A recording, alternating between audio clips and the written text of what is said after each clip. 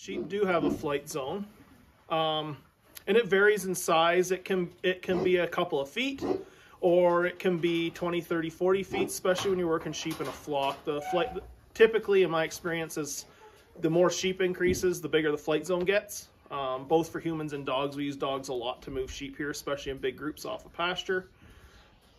Yeah, and so the flight zone is just it's a circle that goes around the sheep or the flock of sheep. And the closer you get to that circle, like once you enter that flight zone, that area, this imaginary area that a sheep builds in its mind, that's when they're going to move away from you. And so the slower and more cautious you approach that flight zone, the quieter those sheep are going to move away from you. One of the biggest things about handling sheep is to be calm.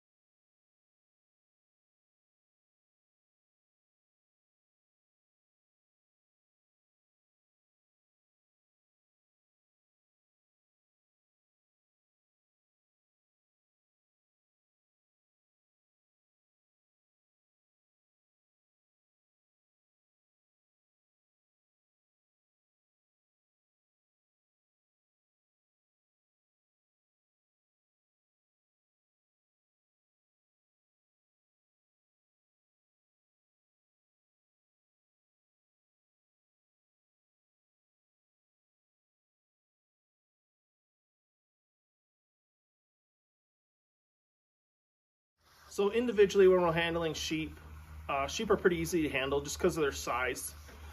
Rams can be a bit difficult, some larger ewes can be a bit difficult, but typically what we like to do is that we have a hand underneath the chin. If we don't have a halter on them, a hand underneath the chin and a hand kind of behind the ears, the same way you would show them in the ring, is the best way to handle a sheep.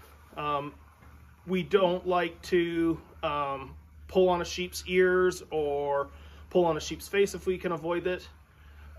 Sometimes to get a sheep to move forward, we can reach back and just touch them in the dock of the tail, and that helps them move forward. We call it a gas pedal, and we use the head as the brake and the steering.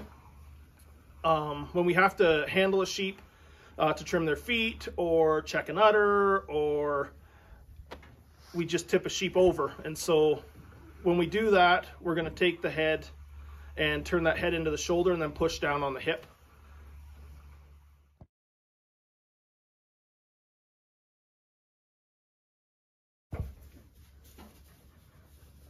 So getting a sheep quiet enough and starting to break him to lead, it can go a couple different ways depending on where the sheep come from and how used they are to people.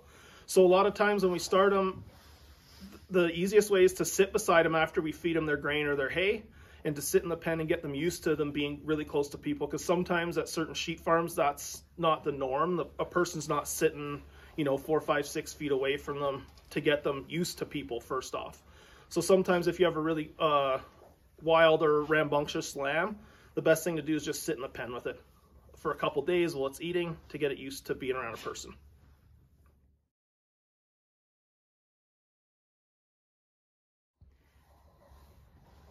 So grabbing a sheep by a fleece is something we try to almost never do for a couple of reasons. One, it's not very nice to them and it causes them some pain. But two, from a market perspective, for me, we can send lambs to the market. Like if their fleece has been pulled on by a person or sometimes even a guardian dog that's misbehaving, we can actually bruise the muscle and the carcass of the sheep. It literally pulls the skin away from the muscle and is not a good practice to get involved in grabbing the fleece at all.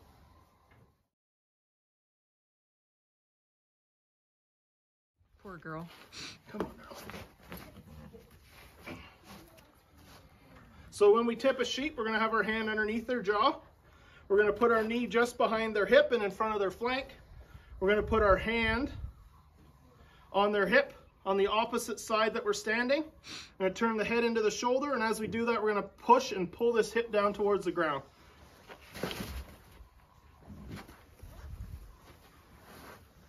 And when they're down, you can use their legs, grab their front legs to position them a little bit and sit them back up.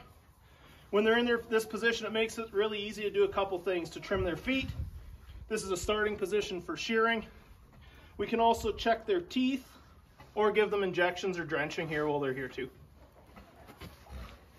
And when they're done, we just tip them back up and they go back on their feet.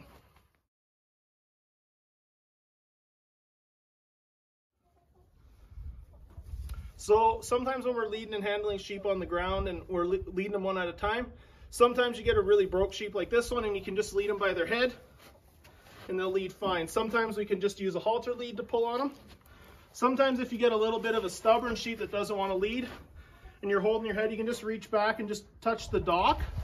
We call it a gas pedal. It works really well sometimes to help a sheep move forward if they're being a little fussy.